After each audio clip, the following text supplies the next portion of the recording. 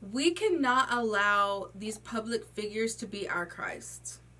Precious and priceless, precious and priceless, precious and priceless, precious and... Welcome back to my YouTube channel.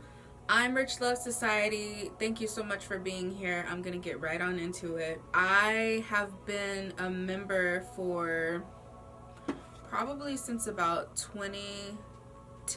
When I was on the verge of suicide and literally in insanity, having a place that was always open and always welcoming you with open arms definitely saved my life. When Aventer Gray came on board at Lakewood Church as an associate pastor, it was something new and fresh. You see this big burly black guy that's hilarious and knows how to really speak to every single person, cracks jokes that sometimes you're like, oh, that's like kind of awkward, or are we in church? Like that kind of thing. So it was like the shock value. People just love him. I really was happy to see a new face. I was happy to see someone that looked like me.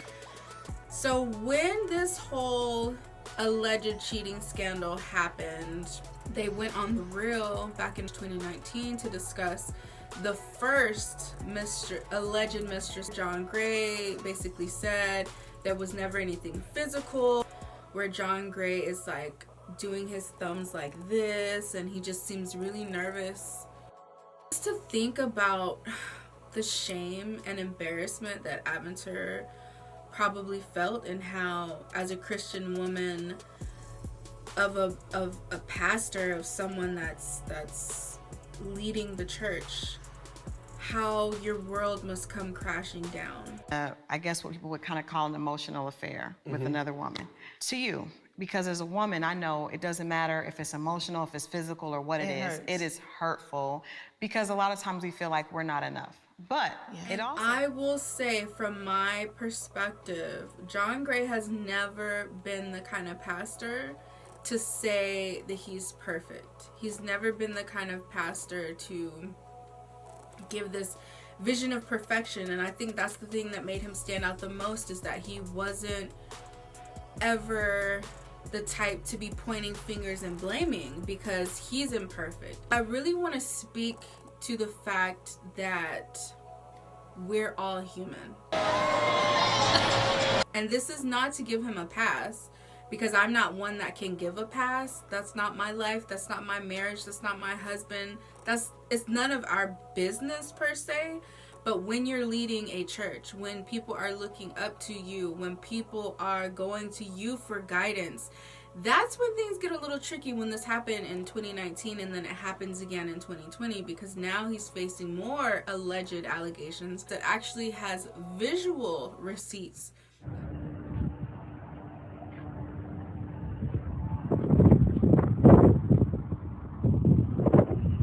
You got an hour to get ready. We're going to Cabo. So bring your mask and your favorite two-piece, because we out. She does not. And you know more than most. But I speak out of honor, because honor covers. But when things hit the fan, it is my hope that you will cover me in prayer. Ain't that right, son? What do you eat every day? Pizza. In the oven. From DiGiorno's. The kid in the car. Because that's what you have to do to feed when ain't nobody cooking.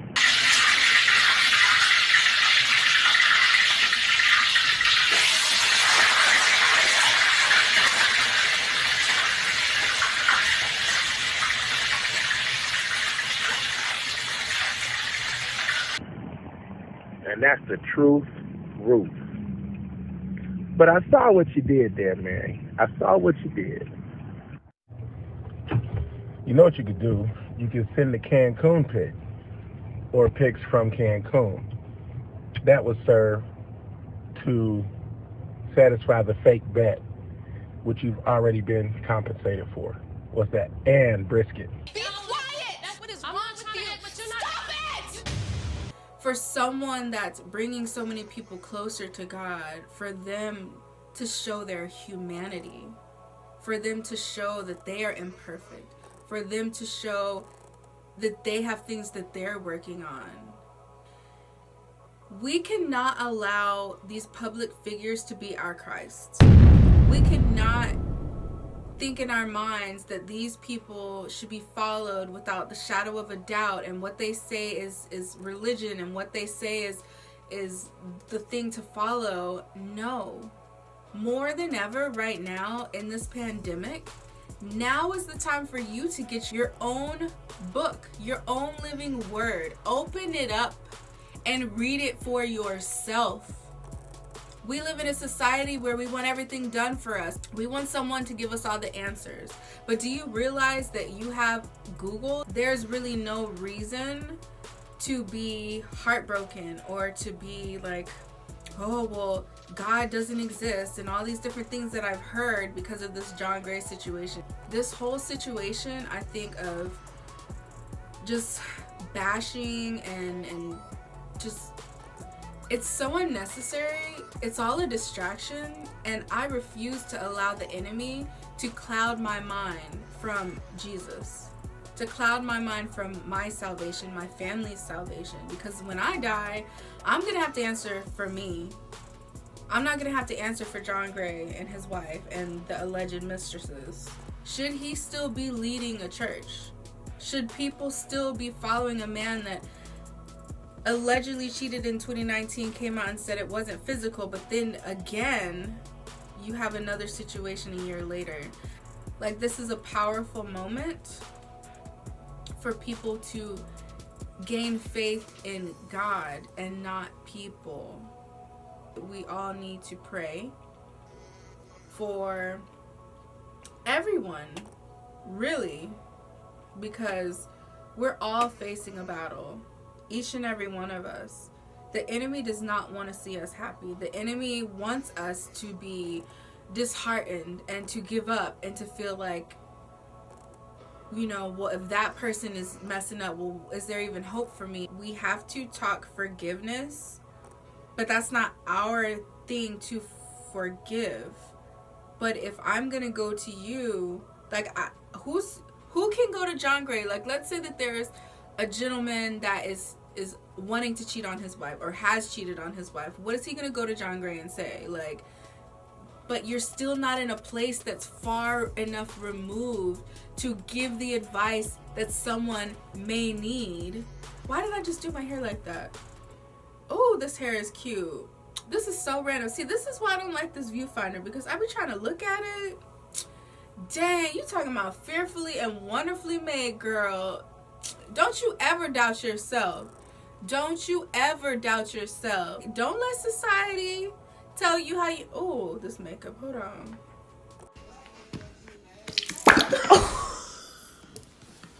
John Gray is... His sermons are like none other. But I can say towards the end, as he began to probably prepare to go to the other church, I can say that it changed a little bit. I don't think... When you start out with something and then you begin to have